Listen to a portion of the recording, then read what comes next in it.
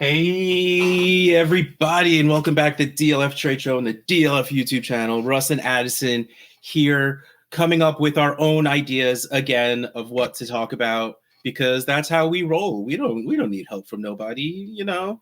We are so well planned. We are a fine, well-oiled machine pulling this stuff out of our hats at the last second, and coming up with the great content that you all have come to expect out of us.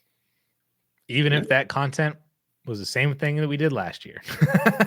Accidentally. I at least I'm consistent with my ideas. Like every once in a while, I'm just like, all right, yeah, why don't we do that? And for some reason, Addison knows what we did last year. I look it up. I have a thing. I just go back to June 2023 and there's all of our content last year. You're so smart. That's why we keep you around. You're smarty pants. Well, the brilliant idea that I have had both now and before is, you know, if you're like us and you're a crazy person, you're done with your rookie drafts, or most of them, at least. We have our watcher show rookie draft that started today. So I got one more. But now what? Like, it's such a dead period because we're not really far enough into the off-season workouts and practices to get enough fluff pieces to really start some fluctuating value. So we're just sort of stuck. And this is the time where I go through my leagues and I'm like, what leagues didn't I get that guy that I wanted in? And it's interesting to try and see what players are traded for after they're drafted versus what that pick went for or would go for during the draft. And that's where we're at right now. You know, the idea we're going with for today is 2024 rookies, post rookie drafts. So this is what we're going to take a look at. I gave Addison a list of a bunch of players, and he made the sheet up as usual. And again, as usual, I did not scroll, so I don't really know what we have in store for us. But I can tell you, the first player we are talking about is Jayden Daniels. You know, you're a fanboy of Jayden Daniels. So why don't you talk about him a little bit? This feels like a hot take. I'm going to ask you if it's a hot take, but I don't really think it's a hot take. Jayden Daniels is going to outscore Caleb Williams' rookies. Well, it's not out of the realm of possible for sure, because he's going to have to use his legs a lot more than Caleb will. I mean, Caleb's going to have a very safe offense around him with the receiving that he has around him. Jayden Daniels has some good pieces around him. Right. Like, he didn't land in like a horrible offense. Like, he has McLaurin, he has Dotson, he's got Ben Sinnott, Eckler, Brian Robinson. Like, there are weapons there. That's not DJ Moore, Keenan Allen. Yes, absolutely. Rome Odunze. But I think the rushing upside for Daniels is immense, and that's really what it. Yeah, that's what his deal is. And again, like, that offensive line we've seen is not great. Yeah, in Washington, the offensive system. It's a Kingsbury system. And, you know, the last time Kingsbury had a mobile rookie quarterback was 2019 with Kyler Murray, finished top 10. So. I knew the answer and I was excited, but I'm like, no, I'm going to let you do this. I'm going to let you walk them down this path. Yeah, it seems like everything. It's, again, I don't know if that's a hot take for this year. If we're going to say Daniels will be ranked above Caleb, that starts to get towards the spicy. But just production this year, I don't know if that's super out of the realm of possibility at all. But let's get into the first trade we have. 12-team Superflex. Jayden Daniels for Nico Collins and a 25 first. The newly paid Nico Collins. Good for you, man. It was like $6 million a year less than Amon-Ra St. Brown. Yeah, he's seventh highest in the league, but it was pretty comparable yearly to a lot of the guys up there. Jayden Daniels in at 563.7 by himself. Nico Collins 278, 25 first, 275.1 for a total of 553.5. Which I'm completely in agreement with that this is pretty far and away Jayden Daniels to me. Like, I like Nico Collins. A 25 first is nice, but Jayden Daniels has an easy path to being a second-tier fantasy quarterback, a dynasty quarterback. He can have a pretty good season, and we'll be lumping him up there with that back end, like where we were putting Lawrence and Fields before last season. like that end of the first startup. Where Kyler and Richardson kind of are now, so to speak. Yeah, but I didn't want to say Kyler because we both think he should be a little. Yes, but he should be higher, but that's where he is now. Yes. Yeah, Richardson is like a great example of like, Richardson's career arc. He's been in the league for a year and a day, but like where his value has landed, that's probably where Jayden Daniels can very easily find himself on a not even a great season, on a pretty good season. Like if we do see some passing acumen and we do see the leg usage we assume there will be, he's going to be a top 10 quarterback. Again, like I love wide receivers. Like that's my jam. That's my position. But their points at a certain level are very replaceable. And while I don't think Nico Collins is going to be very replaceable, I think it's more easily replaceable than Jayden Daniels' points. Like I don't see this. Because like if you're rebuilding, why not do it around a 23-year-old quarterback? No, I'm definitely with you that I'm taking the Jayden Daniels side on this one. I do think it's just a very interesting trade though, just because Nico is young. I mean, he's 20. He just turned 25 years old. Had the big breakout last year. Has the new 3-year extension. So there is a path to having, like if Nico does what he did last year again, which I don't think is necessarily out of the range of possibilities, even with Diggs there. No, like, that offense is just going to be so good. That offense is going to be so good. Stroud clearly loves Nico. Tank is coming back from the injury himself and from being shot. So I don't, it might take a month for participating in OTAs already, man. I was so happy to see that. He is. Yeah. But I mean, like Tony Pollard had a similar injury coming into last year, and Pollard himself said it took until like November before he really started to feel like he was. Oh, absolutely. That has to, off a broken leg, that has to be rough. Yeah. Before you even have like trust to get on it again. And especially for a type of player that Tank is, winning with the speed and all that as a smaller player already. And having like Nico plant that leg, that has to be terrifying. I don't know how these people do it. They're superhuman. But that really is the answer. If Nico has the ability, if Nico shows that he is still the one in this offense, I think it's pretty hard not to put him inside the top 10 dynasty receivers next year, because Diggs is a free agent. Nico's got 2 like back-to-back, we'll say 1,100 yard seasons, 1,200 yard seasons, whatever. Mm-hmm. Like, how is that not a top 10 dynasty wide receiver? Then you had a potential non-playoff first on top of that. I think it's an interesting trade. I think it's very interesting competing versus rebuilding on both sides, because I think it works for both sides too. But yeah, I just want the quarterback. I believe so much in Jayden Daniels. I want the QB. Like you said, that 2025 first might not be it probably isn't a quarterback. And if it is, it's probably not a super inspiring one. It could be another wide receiver. That could be fun. Or a running back. It's probably most likely going to be a running back.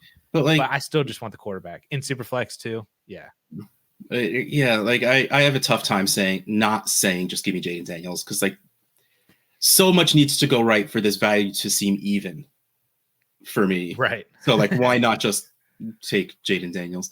Next one is super interesting, and we get to still talk about the same team. Garrett Wilson and Jayden Daniels for CJ Stroud. So we move from the wide receiver to his quarterback. Garrett Wilson 677, Jayden Daniels 564 for a total of 1241. CJ Stroud 935.2. So I love this because this is the 2-for-1. You're overpaying to get that stud, which you absolutely should need to do. Garrett Wilson. I love the player.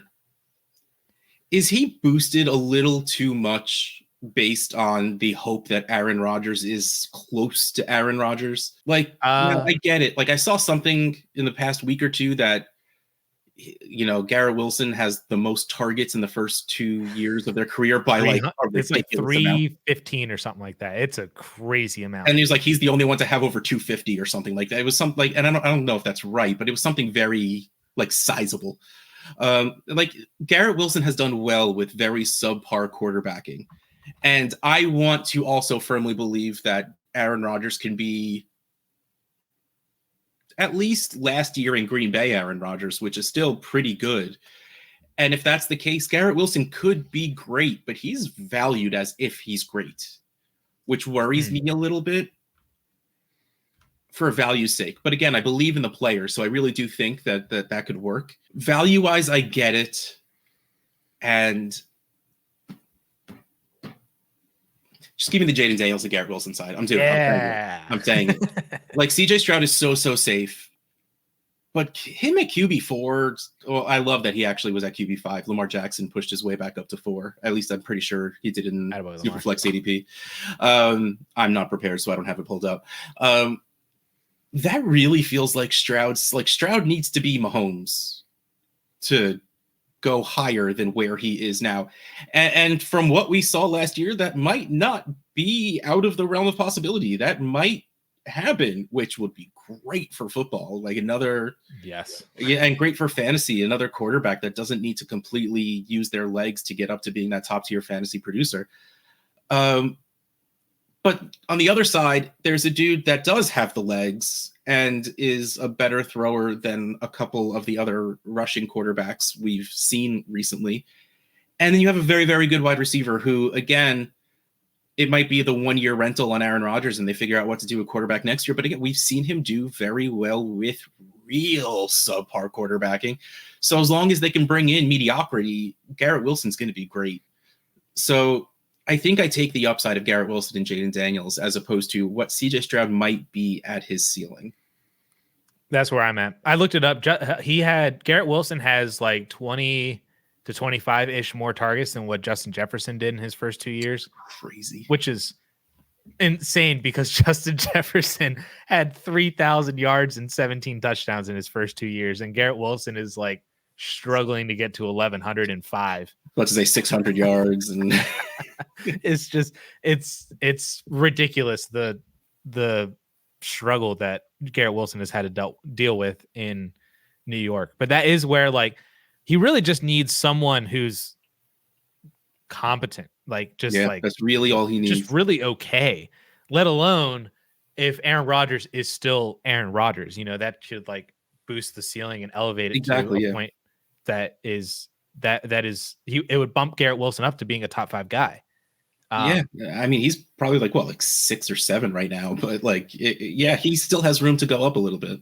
Yep. It's crazy. And if Jayden Daniels, I don't think it's impossible for Daniels to be a fringe QB top 5 quarterback this time next year and push up to where Stroud kind of is now. Yeah.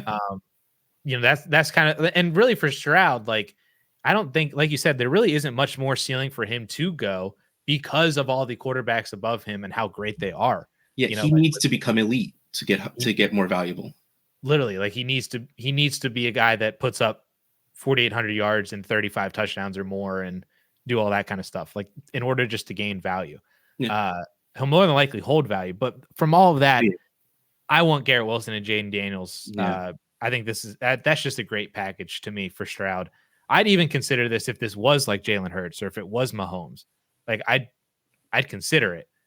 I don't know if I would do it because again, it's Mahomes or like Josh Allen. It's a very interesting package.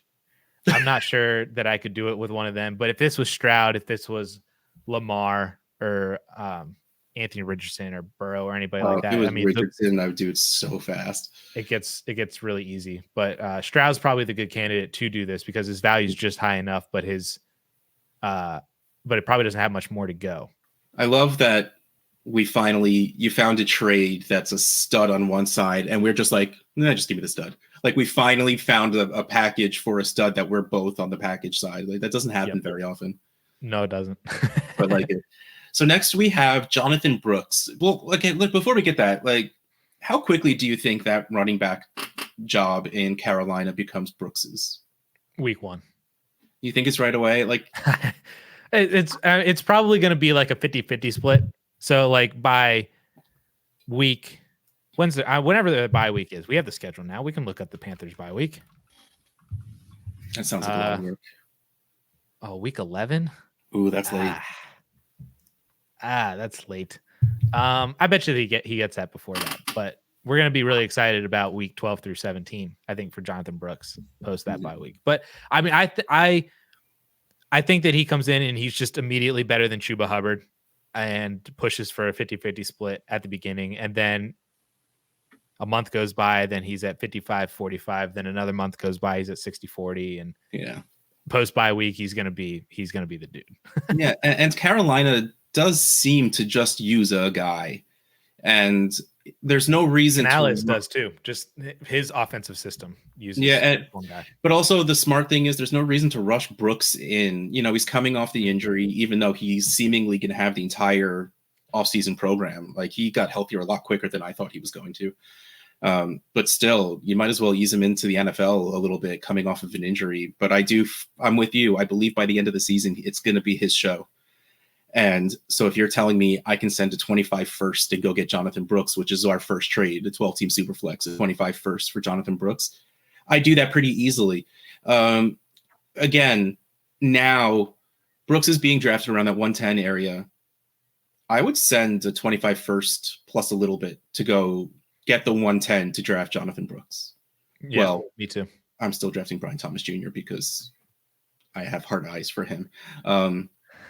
But 111. Worthy and BTJ have gone, and we're at the 111, and Jonathon Brooks is there. Yeah, I would send a first plus.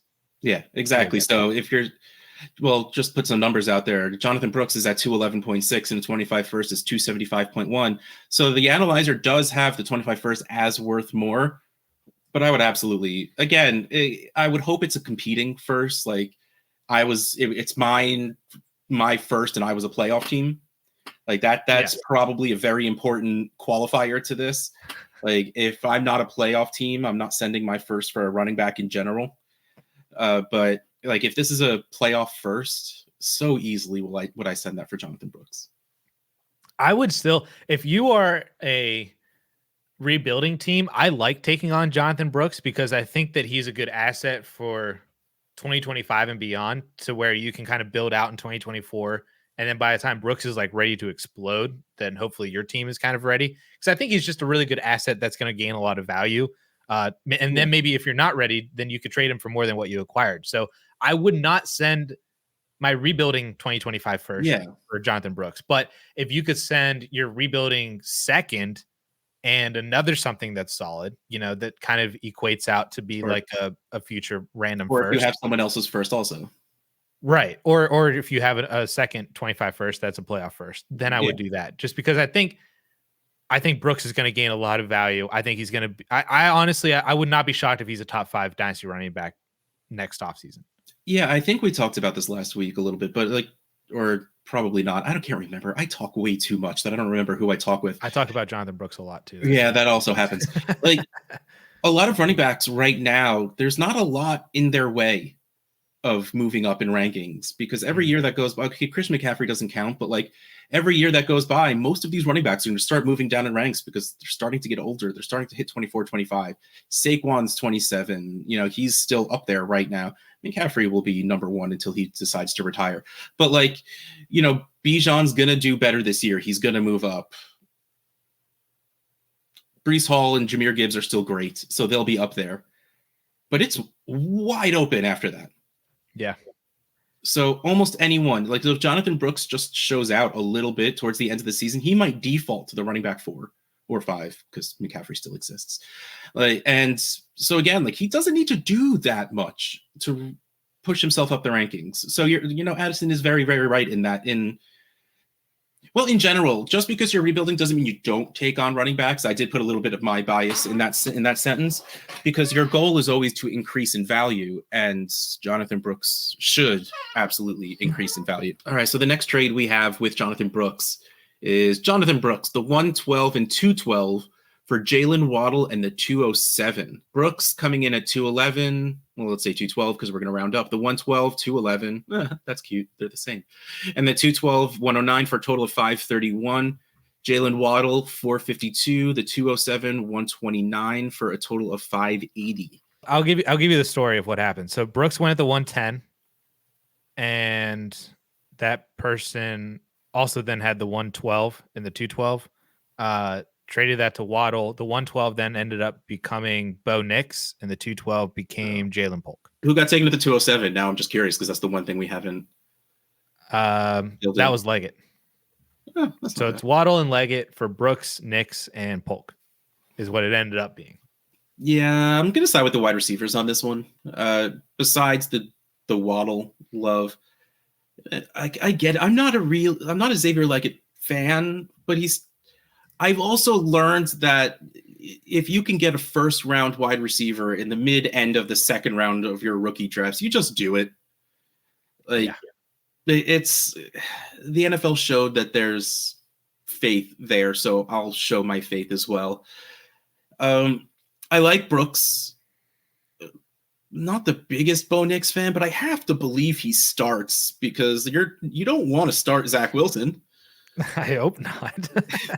Just give me Jaylen Waddle is what this comes down to, because we've seen Jaylen Waddle be great. He's coming off of a not great season. I'll give you that, but we've seen Jaylen Waddle be great.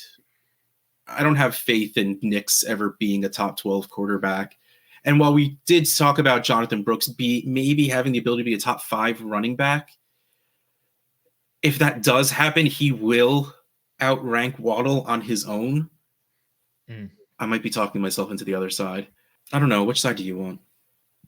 I want the Jaylen Waddle side on this one. I still love Jonathon Brooks, but Waddle and the 207, like the 207 is still to me in that tier of like all those wide receivers that from like Leggett, Pearsall, Polk, McConkey, Coleman, basically all the other receivers that went in like the top 60, basically, that weren't the top 4 guys. That 207 can still encompass one of them, you know, whenever you throw in like Bo Nix and Trey Benson in there too, in that mix. So I like having the ability to get one of them on top of Jaylen Waddle, because I think that the 112 more than likely, if it's going to be probably either Bo Nix or, like I said, one of those other wide receivers in that range. To me, all those wide receivers are in the same tier. So if I can just drop down and get a similar wide receiver, I don't really like. I really, really like the 212 because that gives you the ability to get like Jalen Wright or Ray Davis, or maybe it's Blake Corum, somebody like that. Like it's a solid pick and a player that I will like. I'm going to get there. But I just think that there's more security in Jaylen Waddle. I like getting the 2.07 in there as well, too. And I mean, it really hurts to not pick Jonathon Brooks here, but just give me the wide receivers. So, okay. So I found a way that I want to think about this. And I know I'm going against everything I led up for this show, but if you're telling me I can get Jaylen Waddle for the 110 and the 112, I'm doing that. And then you got those 5 picks. And then you switch you switch a couple seconds. No, I'm going to go back to the Waddle side. Like, again, this could look very, very different in a couple of months. But I do still think you're right. I think I'd just go with Waddle at this point, especially the way we feel about Waddle. Why even question it? Just go for it. It's a good trade, though. I like it a lot. Yeah, that's a lot to think about. I like that. I would be so annoyed if someone sent me this offer, regardless of which side I was on. I would just be annoyed by it. Just hit no, thank you. Don't make me think. I don't like it. Okay, so now speaking of our wide receiver love, and I've spoken about this end of the first wide receiver love of Brian Thomas Jr. and Xavier Worthy, regardless of whatever order you have them in. We have one trade for each of them. And the first one, 12-team, well, they're both 12-team Superflex. The first one, Brian Thomas Jr. and Dalton Schultz for a 25 first and Amari Cooper. I like that. Brian Thomas Jr., 218, Dalton Schultz, 43 for a total of 260, a 25 first, 275, Amari Cooper, 170 for a total of 445. Ooh, that's very handedly different. So I think we're back in the same conversation where I think they might just have 25 firsts a little too high for my liking compared to these rookies are lower.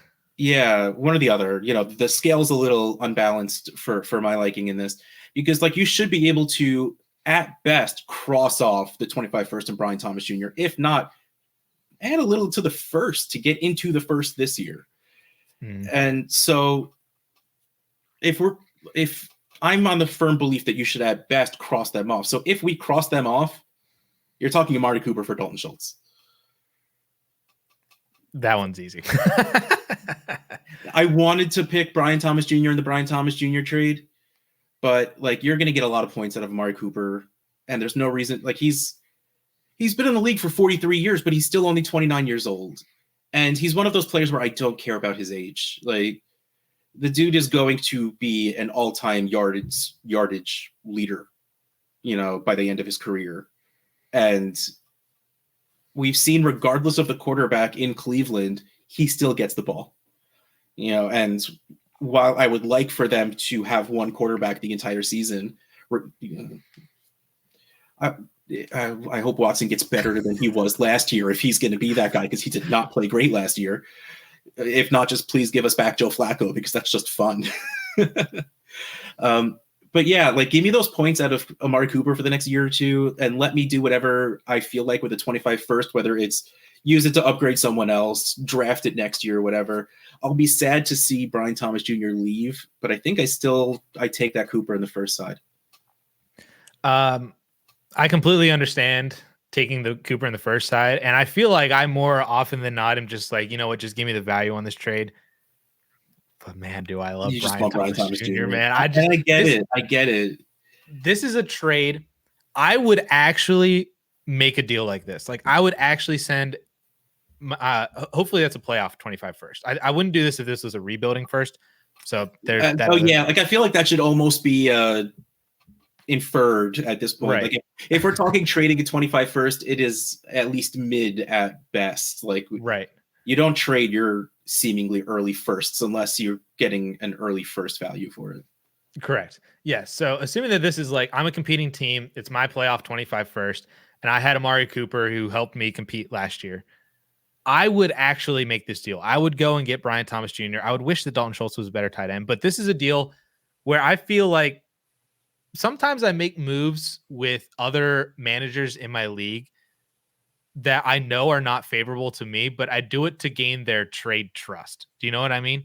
Absolutely, yeah. To where it's like, hey, I'm not going to be a stickler about value. I don't want the analyzer says it's 180 points off, so I need you to add the 211 to make this work or something like that, or something stupid. This would be a trade that I would do, A, to get Brian Thomas Jr. That's the main reason. But then B, I will purposely take what feels like a value loss now in order to gain that trust with another manager, because I don't think that this is going to – I think that value difference is going to switch a year from now. Like a year from now, BTJ is going to be the highest valued player in this trade, in my personal belief, to where it doesn't look good now, but I think it won't look good a year from now in the complete opposite direction. So now let's move on to Xavier Worthy, which I believe I'm pretty higher on than you are. Yes. Honestly, I was annoyed with how fast he ran bringing, because it's just like, oh, now he's going to be worth more. But then like the rhetoric of he's just a fast guy and he's not good started spinning, and he started dropping. And I'm like, oh yeah, no, he's just a deep threat. He's terrible. John Ross. Yeah, he's John Ross. Yeah, well, yeah. Russ, are you aware that every wide receiver that has run a sub 4.32 in the 40 has never produced a top 24 season? Until now. One of my favorite movies is The Princess Bride. And as they're running into the fire swamp, she says, we're going to die. No one's ever survived this fire swamp. You just say that because no one's ever done it before. Someone's got to be the first. Inconceivable. And you made a movie reference. The Princess Bride is a fantastic movie. Oh, that makes me so happy. You have no idea. Like my heart is glowing right now. Yeah, so I really do like Xavier Worthy as a player. I think he's way more than deep threat, and I think he does fit pretty well into the way like the Chiefs play that efficient over the middle game. And like I can see flashes of how Odell Beckham was used on the Giants for Xavier Worthy. Whoa. Russ just called Xavier Worthy OBJ. I did. That's exactly what I said. I said those words exactly. But like that style of usage where like the fun of watching OBJ was he, Eli Manning like sneezed while throwing a slant route, and OBJ took it 70 yards for a touchdown. Like, because, he's good at that first cut and then fast. And that's honestly, like, I like that part of Worthy's game more than I do just like him running down the field fast. But also, if you have to just run down the field fast, it might as well be Mahomes throwing the ball. But let's get to the trade. 12-team Superflex again. Xavier Worthy and the 210 for Cooper Kupp and AD Mitchell. I love that we have two mid-draft trades. I don't know why I love that so much, but I really do, because it shows activity in a league, and that makes me happy. So Xavier Worthy in at 221, 204 in at 117. Ooh, two round numbers for a total of 338. Cooper Kupp And a 225, that's pretty respectable. And AD Mitchell at 64 for a total of 289.6. Two parts to this. Are you worried about Cooper Kupp after what happened last year? I'm not worried about it from a production end. I just have normal Dynasty worry in the fact that he's like 30 years old. And his value's done. Like, it can't go up anymore. But like, I do, because at this point you're getting Cooper Kupp for his production. And I'm not worried about it from that end. Like, I don't know if he has the wide receiver one upside anymore, like Probably. He did 2 or 3 years ago. But like, if you could tell me that he can log wide receiver 10 to 15 numbers weekly, he's worth every penny you pay for him. If he's become the new Robert Woods in that offense and Puka's the new Cooper Kupp, that's still fantastic for Kupp. Yeah. 80, okay, and then AD Mitchell. What are your feelings on him on Indianapolis? Like, honestly, I like that he went to Indianapolis just because I was worried at all the mocks of them taking Bowers or Neighbors, because that would affect Pittman a lot more than this does. And I love me some Michael Pittman. I don't know how I feel about AD Mitchell. I'm not thrilled with the player in the first place, and the landing spot just makes me want Josh Downs to beat him out for a position because I like Josh Downs better. So that means in my head, he might just be replacing Alec Pierce, which doesn't sound like a great fantasy role. Well, no, I think the role is great because Alec Pierce ran like the second most routes from the outside, and that's exactly what Adonai Mitchell is going to do. I think he is going to replace Pierce, and he's much better than Alec Pierce. So I think that to me, I viewed this as kind of like George Pickens going to Pittsburgh, where they already kind of have the high target possession guy in Deontay, and that's like Michael Pittman. Pittman was better than Deontay. But it's kind of like where Pickens came in and had a very defined role in the Steelers offense. And I think Adonai is coming in and having a very defined role in this offense.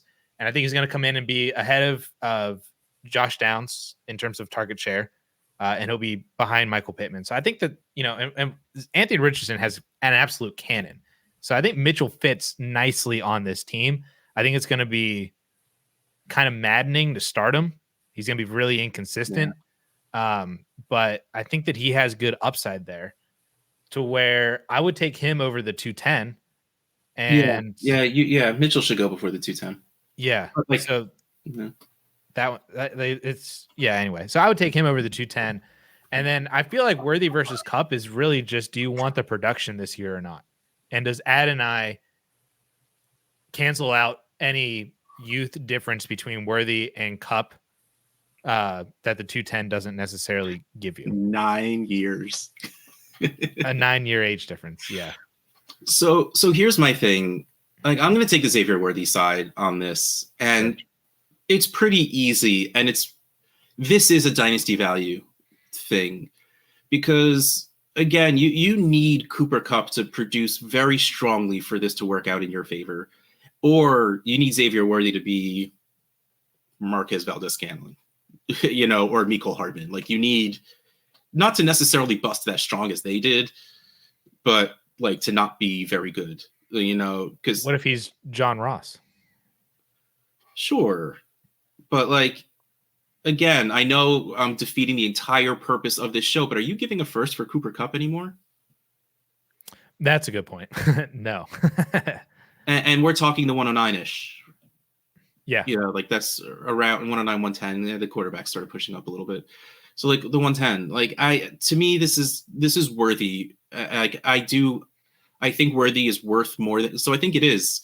Before we were talking about, is the 25 worth too much? No, I think they just have the rookies might be valued a little too low. Mm-hmm. Like I would take Worthy over Kupp pretty easily. And, AD Mitchell is like 206-ish. So like 4 picks in the second, mid to end second isn't that big of a deal to me. Like, especially if you're telling me that like Roman Wilson is sitting around at the 210, which I've seen. Like, I have such a thing for Roman Wilson. It's ridiculous. Like, he might be my most drafted rookie at this point. I'm sorry. I really like him, and I like his spot. Like, we've seen them use, like, not to call him Deontay Johnson. No, screw it. Roman Wilson's Deontay Johnson, because you're going to make me say it anyway. Like, they play well with that possession kind of player, and that's more what Roman Wilson is versus Pickens being that big play guy. I think I just take Worthy here because I believe in the player. And yes, it's absolutely the riskier side, 100% the riskier side, because if Worthy just bottoms out, you have the 210. Like, you're going to get production out of Cooper Kupp, worst case scenario. It might not be elite production, but it's going to be production. It's going to be good. I think the risk is the Worthy side, but I think it's worth it. That's it. All right. Well, couldn't find any Roman Wilson trades, I guess. No. Okay, well, this has been the DLF Trade Show on the DLF YouTube channel. Russ Fisher, Dynasty Outhouse, Addison Hayes at AmazeHayes_. We'll catch you next time.